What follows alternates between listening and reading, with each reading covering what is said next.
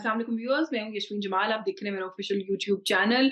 कुछ बात करेंगे आज के इस वीलॉग में। एक तो मैंने पहले तफसीली वीलॉग किया है ज़रदारी साहब के इंटरव्यू के ऊपर, और क्या ये बिलावल साहब और ज़रदारी साहब के दरमियान कोई वो है, लड़ाई है, कोई आपस में नाराज़गी चल रही है। इसको लेके बड़ी तरह-तरह की कयास राइयाँ हुई, लेकिन अब ये भी समझ में आ रहा है कि शायद ये कोई सियासी करवट है। वो किस तरह? इस पर आपसे बात करेंगे इस वीलॉग में। कुछ बात करेंगे बलूचिस्तान को लेकर। अगेन, ये जो सियासी करवट की मैं बात कर रही हूँ, बलूचिस्तान के अंदर आने वाले दिनों में क्या फ़ोकस है सियासी जमातों का, थोड़ा-सा उस पर भी बात करेंगे, क्योंकि क्योंकि पीपल्स पार्टी और आईपीपी दोनों ने इस वक़्त लग रहा है कि निशाने पे बलूचिस्तान को रखा हुआ है नवाज़ शरीफ साहब के बाद। और मुस्लिम लीग नवाज़ की जो एक बड़ी, हमने वहाँ से देखा कि बड़ी कामयाबी, बहुत बड़ी तादाद में 30 से ज़ायद अरकान और बड़े इंपॉर्टेंट बलूचिस्तान के रहनुमाओं को पीएमएलएन में शामिल करने के बाद, बाप का जो सारा मसला है, बाप के जो रहनुमा है उनको शामिल करने के बाद ऐसा लग रहा था, बल्कि पीएमएलएन की तरफ से दावे भी आ रहे थे कि बलूचिस्तान अब उनका है। तो कुछ इस पर भी बात करेंगे। साथ ही साथ ऑफ कोर्स बात करेंगे इमरान खान साहब का जेल ट्रायल, और उनको जो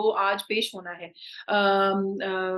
जो जेल ट्रायल कल अदम करार दे दिया गया था और अब उनको इन पर्सन पेश करना पड़ेगा कोर्ट के अंदर। तो कुछ इस मामले पर भी बात करेंगे, क्योंकि सिक्योरिटी खदशात को बुनियाद बनाकर दो चीज़ों पर बार-बार सवाल किया जा रहा है। एक तो ये कि क्या इमरान खान साहब का जेल ट्रायल ज़रूरी है, कि क्यों ज़रूरी है, उसको बुनियाद बनाया जा रहा है। और दूसरा जो मुसलसल एक बात है वो ये कि इलेक्शन मुल्क में हो सकते हैं कि नहीं, सिक्योरिटी कंसर्न है। निगरान प्राइम मिनिस्टर की भी ये स्टेटमेंट आई है कि सिक्योरिटी कंसर्न्स जो है वो बढ़ते जा रहे हैं। अब देखना है, कि उम्मीद है कि इलेक्शन वक़्त पर हो जाएगा। बट एनीवे, ये 2-3 इश्यूज़ हैं जिनके ऊपर मैं आपसे बात करूँगी। ज़रदारी साहब का इंटरव्यू, उसके अंदर उनका ये कहना कि बिलावल ट्रेंड नहीं है। बहुत से लोगों की उस वक़्त ये राय थी, और ये खबर लोग दे रहे थे कि शायद इनकी आपस में कोई राइवलरी चल रही है। पीपल्स पार्टी के अंदर 2 कैंप्स हैं। ये मैंने उस वक़्त अपने व्लॉग में भी कहा था, ये उसी तरह के 2 कैंप्स हैं, जिस तरह के 2 कैंप्स हम आज तक सुनते आए हैं कि नवाज़ शरीफ और शहबाज शरीफ साहब के 2 कैंप्स हैं।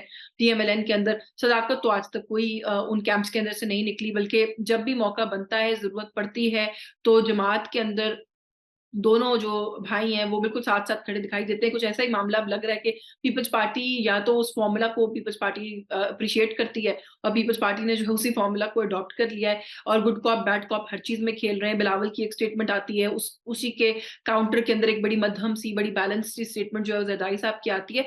तो अब एक राय ये एग्ज़िस्ट करती है कि बिलावल साहब टेम्परेचर बहुत बढ़ा गए थे। मुसलसल तनकीद, लेवल प्लेइंग फील्ड नहीं है, इदारे जो हैं उन पे एतमाद नहीं है, मुल्क में इलेक्शन अगर हुआ और अगर किसी को लाया गया तो हम सड़कों पर होंगे, and so on and so fourth. बहुत कुछ कहा बिलावल साहब ने, जितनी भी उन्होंने तकारीर की, एनएफसी अवार्ड से लेकर 18वीं तरमीम से लेकर, कोई ऐसा इशू नहीं है जिसके ऊपर एक हार्ड, एक तो लाइन उनकी तरफ से नहीं ली गई, दूसरा उनकी तरफ से ऐसा लगा नहीं कि इदारों को टारगेट करने की कोशिश की जा रही है, तीसरा उन्होंने मियां नवाज शरीफ साहब को तनकीद के निशाने पर ना रखा। और ये हमने कुछ अरसे में देखा है कि वो कंसिस्टेंटली इसी तरीके से ऑपरेट कर रहे हैं। तो अब एक जो बात समझ में आ रही है वो ये आ रही है कि शायद कुछ हलकों के अंदर इस बात को पसंद नहीं किया जा रहा था। उन हलकों को राज़ी करना मकसद था। उस मकसद की तकमील के लिए इतना तवील 2 घंटे का इंटरव्यू जो है वो दिया गया।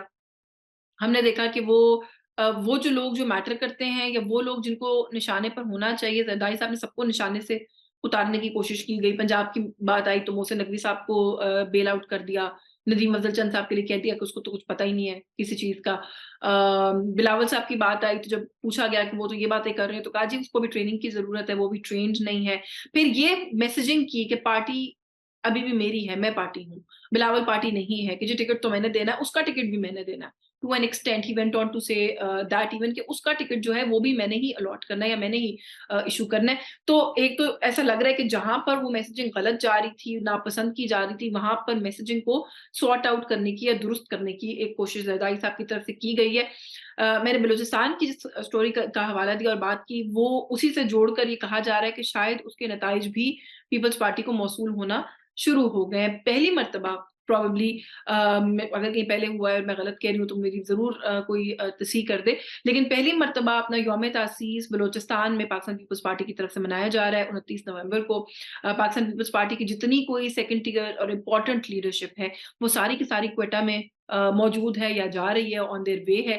वहाँ पर एक बहुत बड़ा जो है वो इवेंट करना जो है वो इस वक़्त ऑन द कार्ड्स है पीपल्स पार्टी की तरफ से, और खाली इवेंट की बात या यौम तासीस की बात नहीं है। बलूचिस्तान को, क्वेटा को फ़ोकस पर रखने की बात है। ख़बरें ये हैं कि नवाज़ शरीफ साहब के लिए उनके सर जो सियासी मुखालफिन है वो कह रहे थे कि बड़ी गेम डाली है मियाँ साहब ने बलूचिस्तान के अंदर, जितने लोग शामिल हुए हैं, जितनी बड़ी तादाद में शामिल हुए हैं, ऑफ़ कोर्स वो मियाँ साहब के फ़ायदे में रिफ्लेक्ट करेगा मुस्तकबिल में जाकर। अब कुछ ज़राए ये कह रहे हैं कि शायद उतनी ही या उससे बड़ी गेम ज़रदारी साहब जो है वो ऑलरेडी डाल चुके हैं। बलूचिस्तान के अंदर, जो कि आने वाले 1-2 दिनों में हमें खुलकर सामने आ जाएगी, मटीरियलाइज़ होती हुई नज़र आएगी, और बहुत बड़ी तादाद में बहुत से और अहम बलूचिस्तान के रहनुमा जो कि उसी टक्कर के हैं, जो लोग अभी मियाँ साहब के साथ गए हैं या उनसे बेहतर हैं फॉर दैट मैटर, जिनकी ग्राउंड के ऊपर एक सपोर्ट जो है वो बलूचिस्तान के अंदर है, वो पीपल्स पार्टी के अंदर शमूलियत का ऐलान करेंगे बाकायदा तौर पर। और बिलावल साहब जो हैं वो भी वापस आ रहे हैं या आ गए हैं, ऑलमोस्ट आने वाले होंगे, और वो भी वहाँ पर मौजूद होंगे, और ये सारा कुछ जो मामला है ये वहाँ पर इसी तरीके से आगे लेके जाया जाएगा। तो एक तो ये कि सियासी तोड़-जोड़, इसमें कोई बुरी बात नहीं है। पीपल्स पार्टी ये तोड़-जोड़ नहीं कर रही थी, तो हमारे ज़हनों में बहुत सारे, मेरे तो ज़हन में कम से कम बहुत सारे सवाल थे कि सारी सियासी जमातें जो है वो उस वक़्त किसी न किस्म की इत्तेहाद, कोई एएनपी जो अपने आप को अब खुद कहने लग गई कि हम एक रीजनल जमात है, उनकी तरफ से भी हमारी दोस्त है समर बिलोर साहिबा, उनकी तरफ से खबरें आ रही होती हैं कि लोग शामिल हो रहे हैं। लोगों को रीच आउट करने की मुहिम है, सियासी मुखालफिन से बात कर रहे हैं, सियासी जो हामी हैं उनसे बात करें। पीपल्स पार्टी एक बिल्कुल वो थी वन वे रोड के ऊपर से तनकीद और जलसे और वर्कर कन्वेंशंस और तनकीद। इससे अलावा कुछ करती हुई नज़र नहीं आ रही थी। तो अब तो एक तो लग रहा है कि पीपल्स पार्टी जो है वो एक नॉर्मल ट्रैक के ऊपर आ गई है, जो कि सियासत से पहले होना चाहिए। अगर कोई इस तरह का मामला है, उसमें कोई कबाहत की बात नहीं है। लेकिन सवालात 2-3 हैं। एक तो ये कि बिलावल भुट्टो साहब, जब मियाँ साहब बलूचिस्तान पे फ़ोकस कर रहे थे और वहाँ से ये समझ में आ रहा था कि बहुत इम्पोर्टेंट लोग जो हैं वो मियाँ साहब के साथ शमूलियत इख्तियार करने वाले हैं, तो बिलावल साहब ने किसी और तनकीद से ज़्यादा ये तनकीद की कि नवाज़ शरीफ की इससे कमज़ोरी अयां होती है। नवाज़ शरीफ जो है वो बलूचिस्तान को इतनी इम्पोर्टेंस देकर ये साबित कर रहे हैं कि नवाज़ शरीफ की जो स्टैंडिंग है बलूचिस्तान में या पूरे मुल्क में, मियाँ साहब जब वो 2-2, बल्कि बिलावल ने तो ये कहा कि 2-2 3-3 सीट्स के लिए खुद बलूचिस्तान का दौरा करना पड़ा, क्वेटा जाना पड़ा मियाँ साहब को। तो इससे ये साबित होता है कि मियाँ साहब के हालात जो हैं वो सियासी तौर पर अच्छे नहीं हैं। मियाँ साहब इस काबिल नहीं है कि वो अवाम में जा सकें, या इस काबिल नहीं है कि जो दावे कर रहे हैं कि वो 4th टाइम प्राइम मिनिस्टर होंगे, उसको पूरा कर सकें। तो अब ये सवाल फिर पीपल्स पार्टी से भी क्या हमें करना चाहिए कि आपको क्या एहसास हो गया है कि आप बहुत कमज़ोर हैं? क्या आपको एहसास हो गया है, क्योंकि आपकी तरफ से भी ये दावा है कि अगला वज़ीर-ए-आज़म बिलावल भुट्टो होगा, तो फिर क्या आपको भी इस बात की समझ आ गई है कहीं न कहीं कि अगला वज़ीर-ए-आज़म पीपल्स पार्टी से नहीं है, आप नहीं हैं, जिसकी वज़ह से अब आपको भी 3-3 4-4 नशिस्तों के लिए बलूचिस्तान जाना पड़ रहा है, बल्कि पूरा अपना यौम तासीस वहाँ पे करना पड़ रहा है, पूरा एक शो जो है वो वहाँ पे पुल ऑफ करना पड़ रहा है। तो और ये भी मैं बता दूँ वैसे यहाँ पे कि अभी आपको कुछ ही दिनों के बाद यही पूरा शो जो है जनूबी पंजाब में भी करना पड़ेगा, क्योंकि आपको वहाँ पर भी किसी न किसी किस्म की हिमायत की या सियासी इत्तेहाद की ज़रूरत पड़ेगी। जिस आईपीपी को बहुत तनकीद के निशाने पर रखते हैं आप, उसी आईपीपी से आपको बात करनी पड़ेगी। जहांगीर खान तरीन साहब जो है उनके साथ बैठकर कोई ऐसा फ़ॉर्मूला आपको वर्कआउट करना पड़ सकता है अपने आने वाले इलेक्शंस के लिए, कि पंजाब में जिस स्टैंडिंग के लिए बहुत कोशिश और तगो-दो कर रही है पीपल्स पार्टी, उसको किसी तरीके से अचीव किया जा सके। तो ये जो तनकीद है जो आप अपने मुखालिफिन पे कर रहे हैं, जिनके लिए मैंने उस वक़्त भी ये कहा था कि अगर वो बलूचिस्तान जा रहे हैं, कुछ लोगों से बात कर रहे हैं, तो उसके अंदर सिवाय इसके कि माज़ी में वो उन लोगों के बारे में क्या कुछ कहते रहे और अब वो अपने ही अल्फ़ाज़ वापस खा रहे हैं, अपने ही पैरों उल्टे पलट रहे हैं। इसके अलावा इसके अंदर कोई खराबी नहीं है, लेकिन उस वक़्त बहुत तनकीद की गई पीपल्स पार्टी के दोस्तों की तरफ से, बल्कि अभी भी जो सिंध में एमक्यूएम के साथ इत्तेहाद है, उसको लेकर भी बहुत ज़्यादा तनकीद का निशाना बनाया जा रहा है, और मुसलसल बड़ा ही डेरोगेटरी अंदाज में ये सवाल किया जाता है नून लीग से कि क्या जी आप अकेले भी पीपल्स पार्टी का मुकाबला कर सकते हैं अगर एमक्यूएम बीच में शामिल ना हो? आप छोटे-छोटे इत्तेहाद ढूँढ रहे हैं उन लोगों के साथ जिनके पास जिनकी अपनी कोई स्ट्रेंथ नहीं है, सिर्फ हमें नीचा दिखाने के लिए, क्यों? और ये भी कि आपको इस बात का इदराक हो गया और अंडरस्टैंडिंग हो गई है कि आपकी अपनी कोई स्टैंडिंग नहीं है। तो फिर इसके बाद से क्या ये बॉटम लाइन रख लें कि पीपल्स पार्टी जब-जब किसी से इत्तेहाद करेगी तब तक ये साबित होगा कि पीपल्स पार्टी की कोई पॉलिटिकल स्टैंडिंग नहीं है। And at the same time of course इंतज़ार करते हैं कि कौन-कौन लोग जो हैं वो जॉइन करते हैं, लेकिन कुछ important political groups Peoples Party में आएँगे बलूचिस्तान में, और ज़रदारी साहब के लिए जो कहा जाता है कि वो अपना एक जो लास्ट में एक मैजिक टच है वो करते हैं।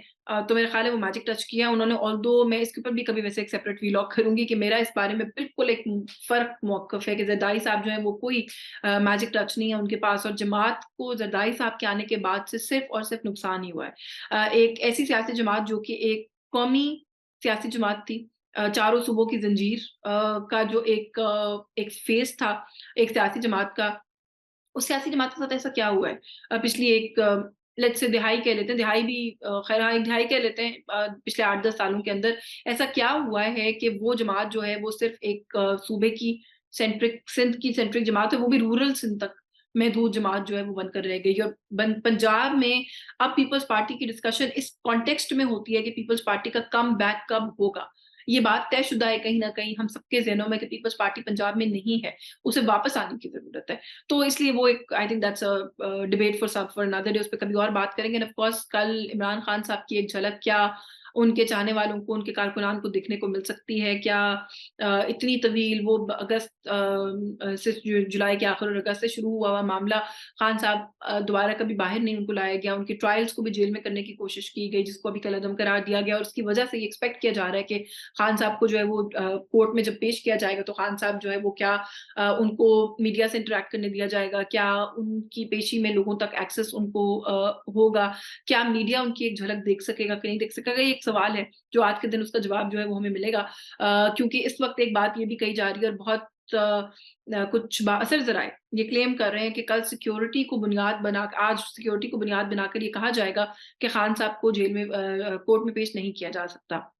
एंड ऑफ कोर्स फिर उनके वकील पेश होंगे, फिर जो भी मामला होगा उसको देखा जाएगा और जैसे मैंने पहले भी कहा था कि क्योंकि रेट्रोस्पेक्टिवली अप्लाई नहीं होगा कैबिनेट का नोटिफिकेशन जिसमें अप्रूवल दिया गया जेल ट्रायल का, तो ये भी एक वो है कि कल इसी चीज़ को बुनियाद बनाकर दोबारा ये प्ली ली जाएगी कि कैबिनेट नोटिफिकेशन क्योंकि अब आ गया है, तो भले नए सिरे से ट्रायल का आगाज़ हो लेकिन ट्रायल का आगाज़ जेल में ही हो क्योंकि कैबिनेट ने उसको अप्रूव कर दिया है। तो ये दोनों बातें हैं, देखते हैं कि कल ये मामला जो है वो कहाँ जाता है। मैंने अपने जो कल का व्लॉग है उसके अंदर भी कहा था कि बुशरा बीबी के साथ जो कुछ हुआ अडयाला जेल के बाद उससे भी एक इंप्रेशन ये ज़रूर जा रहा है कि शायद कहीं ये लाइन लेने की, ये प्ली लेने की कोशिश की जाएगी कि ये बड़ा हसास नौइयत का मामला है।